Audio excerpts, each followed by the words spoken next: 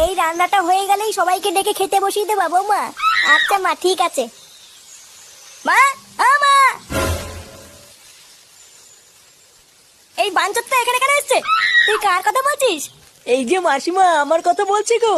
আপনার ছেলেটা না খুব দুষ্টু, একটু ইয়ার কিউ বোঝে না বাবা গো বাবা। হ্যাঁ গো, তুমি আমার ভাইকে গালাগালি দিলে। বাড়াটা গালাগালি দেবো না তো কি দেবো? ও বলছো তার বাল, বাড়া আমাকে ঘরে একা পেয়ে আমার প্যান্টের ভিতরে হাত ঢুকে দিয়েছে। মা গো মা, জামাই বাবু তুমি অত রেগে যাচ্ছ কেন? আমি তো তোমার শুধু একটু সাইজটা দেখছিলাম গো। সাইজ ছিল হোম বলছো তার বাল, বাড়ি গিয়ে বাবার সাইজ দেখবি যা। কি সব উল্টো পাল্টা কথা বলছিস তুই? যা বলেছি ঠিকই বলেছি। লেওরা আজকে প্যান্টের ভিতরে হাত ঢুকে দিচ্ছে, কালকে তো বলবে হালকা করে পুঙাও মেরে দাও। এই কি হয়েছে রে? এত চেঁচামেচি কিসের?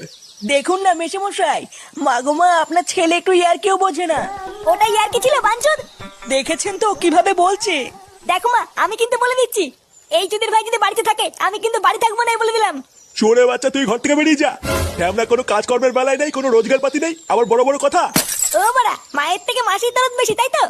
বাড়া এখন তো দেখছি আমার থেকে এই বাড়িতে হোমোচোদার দাম বেশি। লেওরা যেদিন এই হোমোচোদাটা তোমার ধুতির ভিতরে হাত ঢুকিয়ে নেয়ানারি করবে সেদিন বুঝবা বালের এই বাড়িতে আমার কোনো দামই নেই।